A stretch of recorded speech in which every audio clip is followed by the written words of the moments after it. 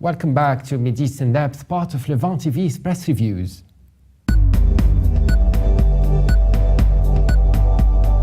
Michael Young writes an article in the Lebanese Daily Star on the forthcoming presidential election. He looks at it from the angle of General Aoun, leader of the Free Patriotic Movement. Young says it has become obvious in recent days that much of the speculation about whether Saad al-Hariri would order his parliamentary bloc to vote for Michel Aoun was unfounded. Part of his speculation has heightened by politicians who have no desire to see Aoun become president. Their tactic, it seems, was to draw the general down into the pit of presidential disputation, and when Aoun had sought to remain above the fray, and in that way provoke and intensify negative reactions to his possible election, further eroding his chances. According to the writer, even Dr. Samir Jaja's revelation that Hariri has raised the possibility of Aoun as a consensus candidate could conceivably have been a coordinated effort to neutralize the general. Jaja's statement that Aoun, given his past, could not be a consensus candidate added impetus to the argument that Aoun fails to embody Lebanese unity, a president's primary constitutional role. Aoun's election was always a long shot, but he played his cards as well as he could have. By not entering the campaign earlier on, he kept his hat in the ring, buying time for a possible regional consensus to build around his presidency. That wasn't to be, but the general had few other options.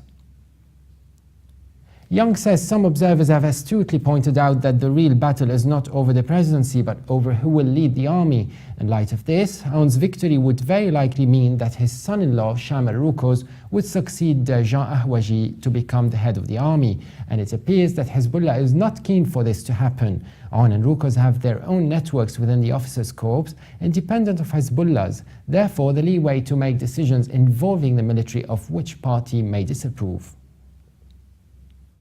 Young asks what are Aoun's options now, saying some media outlets have speculated that if no consensus is reached over a president, the general will force the issue on his candidacy, either by taking his ministers out of the government or by blocking its performance. Moreover, the formation of Tamam Salam's government revealed a shared desire by Hezbollah and Hariri, backed by Iran and Saudi Arabia, to contain the threat of sectarian conflict in Lebanon. That imperative is as relevant today as it was several months ago, and any effort by Aoun to undermine it is likely to upset both Hezbollah and the future movement. And at the Washington-based Al-Monitor, Jean Aziz writes on the ongoing rounds of elections at the Lebanese parliament. Aziz says for the fourth consecutive time the session was postponed due to the lack of a quorum. He says there is nothing to do to indicate that the fate of the 24th of May session will differ from that of its predecessors. If the required quorum is not achieved, then a presidential vacuum will be inevitable, and this could open the door for the obstruction of all institutions and mechanisms of governance. Aziz says the reasons provided by March the 8th for disrupting sessions is that it rejects the Master 14th bloc, announced candidate Samir Jaja, under the pretext that the latter is a provocative candidate, and he adds what's going on behind the scenes is still unknown. Are there preparations to fill the vacuum in the event that Aoun is not agreed upon as a consensus candidate, or will the vacuum continue, and what will be its repercussions?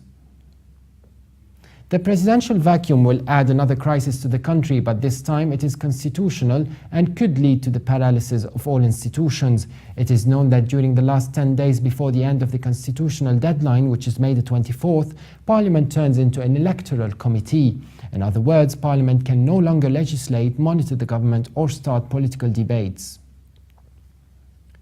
Jean Aziz asks, after the expiry of the constitutional period, will the parliament be able to restore its functions in the absence of the President of the Republic?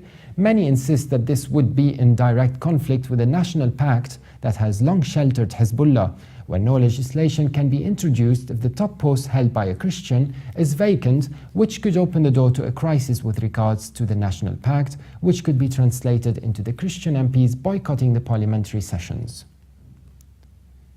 Aziz concludes by saying the obstruction of the presidential elections is haunting this small country, which finds itself drawn into a vortex, pulling it more and more into the deep crisis it is trying to get out of. The last thing Lebanon needs now is a presidential vacuum and the paralysis of its institutions. In the past, it has been customary for Lebanese politicians to wait for a foreign hand to be extended at the last minute to save them from suicide, but this time foreign hands may or may not be extended. And for more updates, please visit levant.tv. Thanks for watching and bye for now.